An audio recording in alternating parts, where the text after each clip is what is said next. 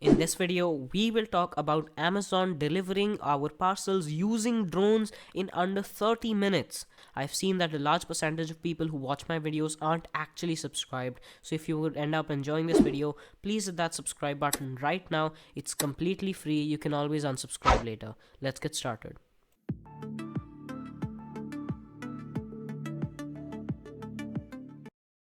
It's well over a decade since Amazon launched its Prime delivery service. In fact, it was 2007 when the company first introduced us to unlimited next day shipping on what was at the time almost a million products. But in 13 years, we've seen little change. That is, until recently. Many areas now offer same day delivery, but behind closed doors, Amazon had been working on an ambitious plan to realize almost instant delivery. The goal, just 30 minutes. From the click of the order now button to the tangible products in our hands. Every delivery company can agree that the final mile or so of a product's journey is the most expensive.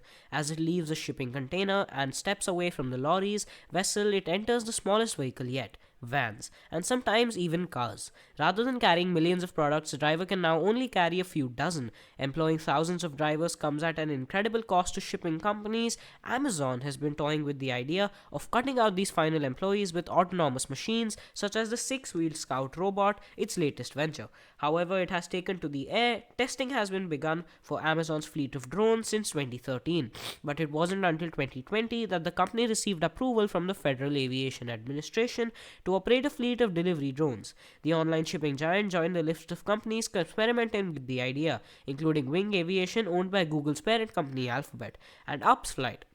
Forward, the concept is simple, but how exactly does it work? When an order is received at a local fulfillment center, it makes its way through the usual packaging process before finding itself in a special box. It is designed after being picked up by one of these drones. It is carried to an outdoor takeoff spot on a mini rail network. It's not until it's outdoors that the fully electric motors spin into action, ready for takeoff. Ascending vertically, the drone will reach an altitude of less than 400 feet before beginning its journey to the customer's house. Just like a self-driving car, the drone houses a number of special sensors to help it understand its surroundings, including GPS, visual, thermal, and sonar detectors. This allows it to paint 3D pictures of the world around it, including obstacles on the ground like people's telephone wires and buildings, as well as airborne intrusions.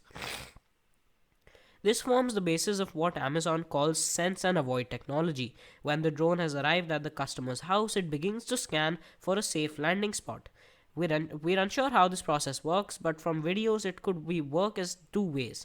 This could involve a drone assessing a predetermined landing area, either set up by the customer, or a mapping system or a special map could be placed down by the customer, which provides the drone with a reference point. The tech on this map could be simple as a color-coded symbol for the drone to read, or it could involve a QR code which confirms the correct location for a more private experience.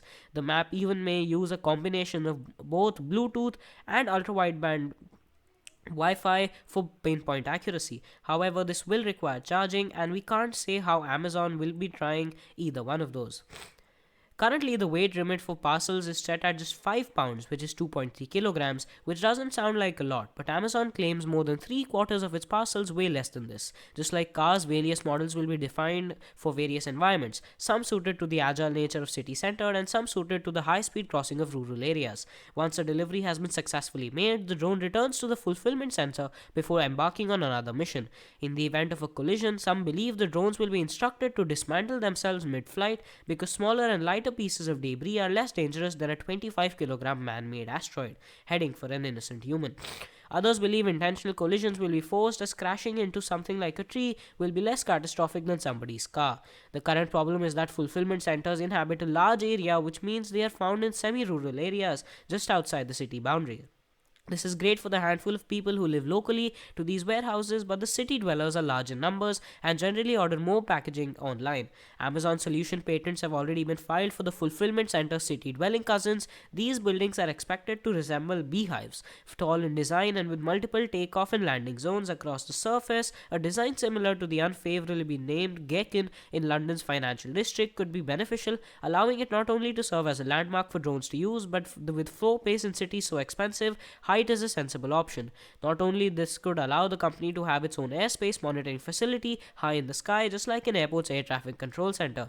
The potential is huge here. We're talking an Amazon inspired city, of course, entirely hypothetical for now. Anything could be double its purpose. Lampposts could become charging points for drones, rooftops could become waiting areas, which could help regulate high demand areas.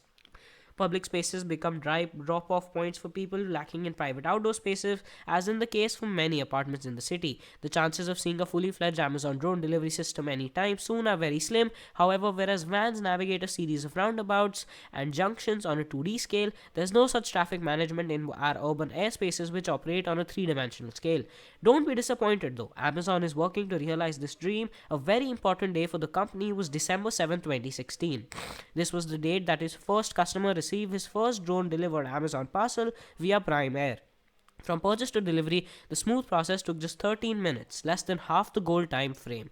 He was able to choose from thousands of products from his local fulfillment center in Cambridge, England, and was one of the just 2 customers to be part of the initial trial before it extended to include hundreds more participants. To speed up the process, Amazon plans to act within the regulations, which means less time spent bending the rules. Current US regulations require drones to fly under 400 feet at speeds of less than 100 miles per hour. Prime Air will operate between 200 and 500 feet at speeds of up to 50 miles per hour within a 10-mile radius of their base stations. Amazon CEO Jeff Bezos famously described the success of his company was thanks to its obsession over the end-to-end experience, from the customer's initial engagement with the website to the arrival of the product. Online tracking and offer faster than anticipated delivery times have stunned millions of customers, but things are about to get a whole lot better with years of planning under its belt and its huge expertise in online shopping and delivery. We're excited to see Amazon's final solution to deliver thousands of packages in less than 30 minutes. But have you ever received a parcel by a robot? If so, what was your reaction? Do let me know in the comments. Anyway, that has been it. Please hit that subscribe button. This is Eradication signing off, and we'll catch you in the next video.